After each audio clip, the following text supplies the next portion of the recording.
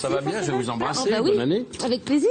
Alors, bonne année à vous. il est joli celui-là. Ah, il est très, apparemment, il est plus joli que ceux qu'on offre d'habitude. Oui. Alors Ça veut dire celui-là. qu'il ne vient pas du fleuriste d'à côté. Si. Donc celui-là, c'est un cadeau de la production parce que j'avais pas bien compris. Je pensais que je devais faire coucou. Donc coucou pour le dessert. Donc ça, c'est la production. Vous les remerciez. Et moi, je vais vous envoyer un cadeau pour vous et pour le reste de l'équipe. Ce sera du vin et vous le boirez à ma santé en buvant, en mangeant la cuisine de Babette de Rosière. Vous imaginez bien. Vous connaissez Patrick, Emmanuel et Jérémy. Et puisque vous parlez de la cuisine de Babette, venez, regardez. Gardez-le. Oui, je vais le garder. Bon, allez. Comment ça va, Pierre? Je vais t'embrasser. Ça va un petit moment, ça va un petit moment. Vous êtes fait mal au doigt, j'ai vu que vous aviez...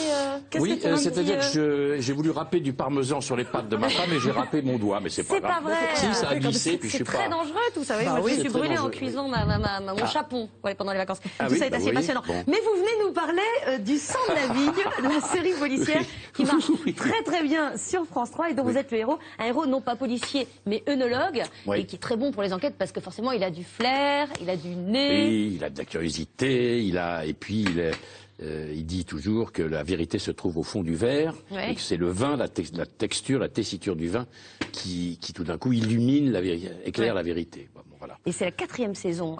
Et dans le 9e épisode, diffusé samedi prochain, vous allez enquêter en Bourgogne, ce qui finalement est un petit peu votre domaine de prédilection, non? D'après ce que j'ai entendu dire. Le vin est un de mes domaines de prédilection. Et le Bourgogne en particulier, pas seulement la Bourgogne, mais j'adore la Bourgogne, bien sûr. J'ai cru comprendre que c'est là que vous avez commencé à aimer le vin, en fait, à vraiment découvrir le vin. Oui, enfin, quand j'ai fait mes débuts d'acteur à Lyon avec Marcel Maréchal, j'ai bu des Côtes du Rhône, j'ai bu. Enfin, on était plutôt vers la vallée du Rhône. C'est pas tout à fait le Bourgogne. Ah, d'accord. Bourgogne, c'est venu après. Je croyais que c'était le Bourgogne. Mais c'est très beau, j'adore ça. Alors, en tout cas, on peut pas dire que vous soyez accueillis à bras ouverts dans l'épisode qui sera diffusé samedi du Raffut à Saint-Vivant. On va regarder un extrait. Alors, pour en revenir à l'heure du crime, quand j'ai trouvé le corps, il était sec. Ce qui voudrait dire qu'on l'a tué avant l'orage et qu'on l'a déplacé après dans les vignes. Sans blague. Ben, heureusement que vous êtes là, monsieur Lebel. Oui. Hein? Vous voulez faire l'enquête à ma place ou...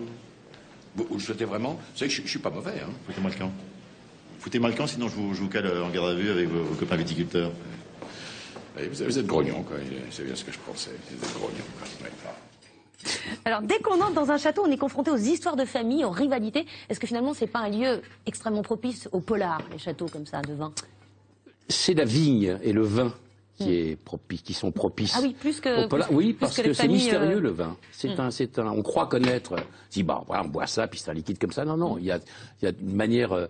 C'est très compliqué de faire du vin. C'est très compliqué. Il faut jouer avec le temps, il faut le respecter. En même temps, de temps en temps, il faut le transgresser. Donc et puis il y a effectivement des rivalités souterraines, il y a des luttes intestines, familiales, tout ça. Donc c'est un beau terrain de jeu pour des scénarios et pour les acteurs qui ont envie de jouer avec. En particulier mon petit copain Stéphane de Groot, qui est absolument épatant, que j'adore, qui lui aussi adore le vin d'ailleurs comme moi. Ouais. Et c'est un acteur merveilleux, c'est un compagnon formidable. On n'avait pas regardé s'il buvait notre vin. Le Sang de la Vigne, c'est adapté de romans de Jean-Pierre Allot et Noël Ballan, ou Ballen, je sais pas comment. Balin. Les premiers ont été écrits en 2004, je crois. Ah non. Ah, les bouquins. Oui, les bouquins. Non, les films, c'est 2011. Ah, oui, mais les premiers bouquins, et depuis, ils en ont réécrit, en fait. C'est la série qui a relancé les ventes, finalement, et qui a suscité... Oui, enfin, ça marchait déjà très bien, et la série a boosté effectivement les ventes, et puis ça les a inspirés, puis ils ont réécrit. Alors subitement, évidemment, comme c'est moi qui incarne le personnage maintenant, qui me ressemblait pas forcément au départ, alors il est devenu un peu quelque chose qui me ressemble, et donc les romans... C'est amusant ça, tout d'un coup, d'avoir un personnage qui est très sympa, mais j'adore ça, ça m'amuse, j'ai l'impression d'être en vacances quand c'est comme ça. Alors, on va continuer à parler de cette série à table avec nos alors faisons amis. ça. Allons-y. Voilà, et on va regarder le tutomaton de notre invité du dernier jour avant les vacances, c'était Patrick Poivre. Il y a eu du bol, qu'est-ce que c'est?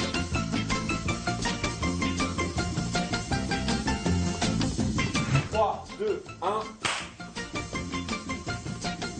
Non, il y avait ce qu'il fallait. Non, il y avait de l'esprit, donc c'était le plus important.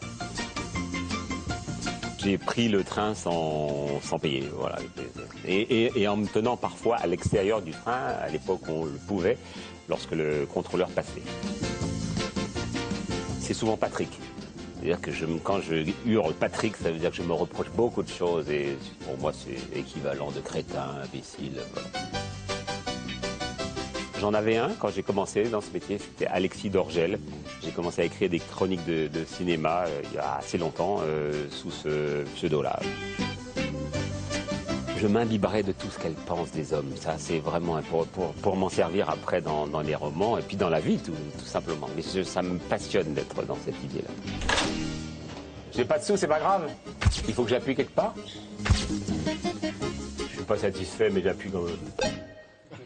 Bienvenue à notre table, Pierre Arditi. Merci. Ce soir, pendant que nous dégustons le plat de Babette, nous allons écouter l'album de Beyoncé, qui est sorti par surprise il y a moins d'un mois et qui est déjà vendu à presque 2 millions d'exemplaires dans le monde.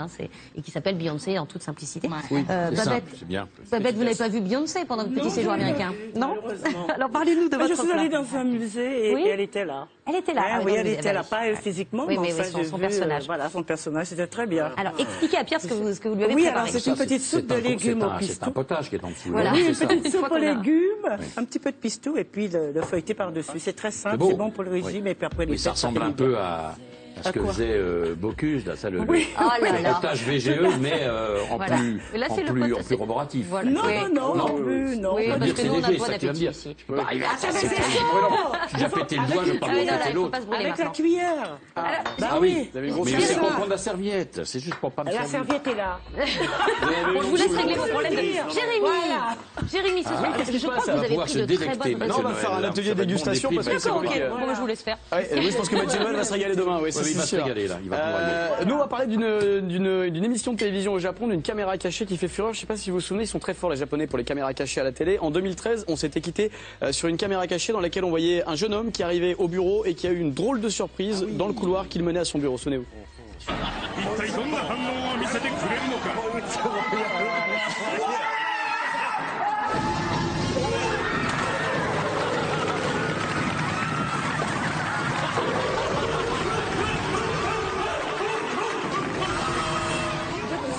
Comment ils Voilà, ont fait ça en fait, ils sont deux, je crois, à l'intérieur du dinosaure. C'est un super costume, génial. hyper bien fait, c'est génial. Ouais. Vérifiez avant que les gens sont pas cardiaques. Oui, oui, bien sûr, bien sûr, bien sûr. Et aucun animal n'a été blessé pendant le tournage de cette caméra cachée. Je pense aux gens. Oui. Alors justement, on parlait des gens qui ont des... Bah justement, les gens qu'on va voir maintenant, eux aussi vont avoir assez peur. Ils aiment bien piéger les employés de bureau, visiblement, pendant ce bon appétit, pendant ces caméras cachées. Oui, mais ça a l'air délicieux, je goûterai dans un instant. C'est chaud. Donc ça se passe dans des bureaux. Cette fois-ci, ils ont piégé un ascenseur. Alors d'après vous, comment ont-ils piégé cet ascenseur? Est-ce qu'ils l'ont piégé avec un plancher qui va s'ouvrir sous les pieds des victimes? Est-ce que l'ascenseur va lâcher entre le 20e et le premier étage d'une tour? Ou est-ce que dans cet ascenseur, ils vont retrouver Nathalie Kosciusko-Morizet qui leur propose une clope qu'elle fume d'habitude avec ses copains clodo? Vous avez une petite idée? Entre la 1 et la 2, j'imagine? Oui. Ouais. Le plancher va s'ouvrir. Le plancher va s'ouvrir. Ne me demandez pas pourquoi ils ont rajouté une matière gluante en plus de ça, mais en tout cas, le résultat est réussi. Regardez bien et il faut avoir le cœur bien accroché.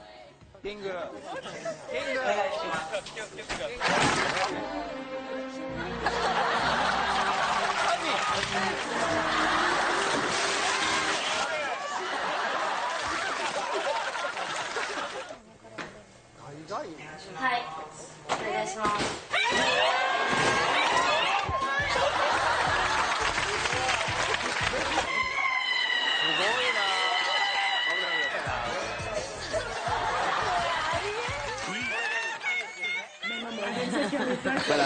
Là, elle vient de dire, j'ai eu très très peur, je suis pas contente, mais quand même, ça m'a bien fait marrer. Je parle couramment le japonais. Oui, je vois ça, ouais. Ça traduisait bien. Merci, Jérémy. C'est Je vous fini. en prie, c'est fini. C'est fini, hein, Jérémy. J'ai bien. Alors, merci. Pierre Arditi. C'est rien. C'est horrible, Pierre c'est vrai. Arditi, oui. J'ai pas comme qu'ils préviennent les gens, s'il y a des cardiaques là-dedans, il Ouais, c'est y très passe, drôle. c'est une Ouais, horreur. ouais, moi je sais pas, je comprends Une pas ce équipe de jeu. réanimation qui les C'est attend peut-être à délicieux, la ça. C'est délicieux, c'est très Je chaud, en mais prends très délicieux. peu parce que j'ai pas trop le droit de manger en ce moment, Ouais, il faut que j'arrête de prenez la manger, mais soupe, c'est très très le bon. liquide. Alors Pierre c'est comme ça, Arditi, oui. vous me disiez tout à l'heure que c'était donc Marcel Maréchal qui vous avait fait découvrir les vins de la région de Lyon et non pas de Bourgogne. Et là, c'est son fils qui joue avec vous dans l'épisode qu'on va voir samedi. Oui. Martial Maréchal. C'est un heureux hasard ou c'est...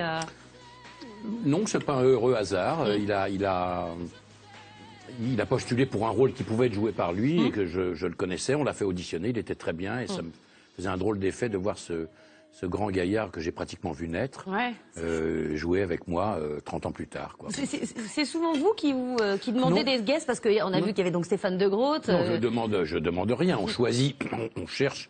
Il y a une distribution, il y a un casting et à l'intérieur de ça, bon, il y a des gens qu'on s'amuse à chercher. Bon, De Groot, c'était sympa de l'avoir. Moi, j'aime beaucoup. C'est un type qui est absolument formidable. C'est un très bon acteur. Ouais. Il a un esprit absolument épatant. C'est un type absolument merveilleux. Il est formidable dans le film. Et je trouvais ça très bien. Donc tout le monde a été emballé par ça. On s'est dit, voilà, bah, très bien, allons-y. Puis quelquefois, il y a des gens avec lesquels on n'a pas forcément envie de travailler parce que il y a parfois incompatibilité. Il n'y en a pas beaucoup. Hein. Moi, j'ai pas beaucoup d'incompatibilité d'humeur, mais ça m'arrive, comme tout le monde. Je suis très imparfait. Et dans ces cas-là, bah, vous dites non, vous dites stop. Je dis, vous avez quand même ce pouvoir-là sur cette il vaut mieux que ça reste une chose agréable. Mais je suis très heureux de découvrir des gens. Et je suis surtout très heureux de jouer avec des gens qui me sont bien supérieurs. Ça m'aide à m'améliorer. Oh, oui, mais c'est pas des choses pareilles. C'est vachement bien. Alors on parlait. C'est épatant. Hein. J'ai l'air beaucoup moins vieux sur cette image. Pas du tout. Je suis très très content. Ça me botte à mort. De Groot a l'air plus vieux que moi. Ça me fait très plaisir. Alors on parlait de Marcel Maréchal. C'est un homme qui a beaucoup compté pour vous dans votre carrière. Oui, c'est mon père de théâtre. Oui. D'abord parce que je crois que vous l'avez remplacé au pied levé un beau jour de 64 dans la pièce Hello Cocante. Oui. Votre sœur jouait dans cette pièce. Oui. C'est pas lui que j'ai remplacé. Ah bon? Oui, Mathieu Noël vous réglera votre compte demain. Merci pas grave. Mathieu. Il en a pour une semaine. Là, il a du matos pour la semaine. Mais j'ai... Vous savez, j'ai déjà un espion qui signale toutes mes erreurs si vous vous y mettez. L'un des acteurs a eu un très grave accident de voiture et donc c'était leur général, ils ont cherché quelqu'un. Moi j'étais au service militaire, j'étais en permission et j'étais déjà un élève acteur. Alors ma sœur a dit, il faut prendre mon frère, il va faire ça. Voilà. Alors je suis arrivé tel le chevalier sans peur et sans reproche et j'ai appris le texte en une après-midi comme ça et puis ce soir on m'a donné les places et puis j'ai fait ce qu'il fallait au minimum parce que mais enfin ça a permis à la représentation d'avoir lieu. Oui, c'est pas lui qui jouait et c'est pas lui qui mettait en scène. Aucun des deux. Marcel Maréchal. Si, c'est lui qui il jouait et il mettait en scène, mais c'était un des acteurs de la distribution qui a eu un accident. Okay. Pour Mathieu Noël, c'est un bon mois de janvier. Pour Mathieu Noël, ça démarre au quart. J'étais pas loin quand même. Il jouait, il mettait en scène, mais c'est pas lui qu'on a remplacé. En tout cas, vous avez joué ensuite plusieurs fois avec votre sœur, notamment dans cette pièce en 67, c'était La Répétition. Mais qu'est-ce que vous croyez qu'il fait en ce moment? Eh bien, on peut tout supposer. Il n'a pas trouvé de taxi, alors il a pris le métro. C'est fou le nombre des hommes nés avant 39 qui n'ont pas leur permis de conduire. Dans le métro, il s'est trouvé coincé contre une mulâtresse, une beauté sombre, genre Dorothy Dandridge. Dorothy Dandridge dans le métro. Pourquoi une mulâtresse? Eh bien, comme ça, pour la jolie tache de couleur qu'elle met dans la foule grisâtre du métro. Là aussi, vous faites très très jeune, hein. Bah, je suis très très jeune. C'est ça, hein. Grâce à Dieu, je me suis plutôt amélioré. C'est marrant, la dame, alors ma sœur est la petite jeune fille avec le petit chignon, comme ça, très jolie. Et la dame qui est à côté, elle s'appelle Simone Paris. Ouais. Et elle était une actrice très connue, qui a tourné beaucoup pour le cinéma, avant-guerre et après-guerre. Elle était très très connue, c'était une femme absolument charmante. Et le réalisateur, c'était François Gire. Et jouer en famille, alors ça vous amuse? Vous aimez bien, parce que il n'y a pas qu'avec votre sœur que vous l'avez fait. Oui, bon, on le fait de temps en temps, pas si souvent que ça. Hein.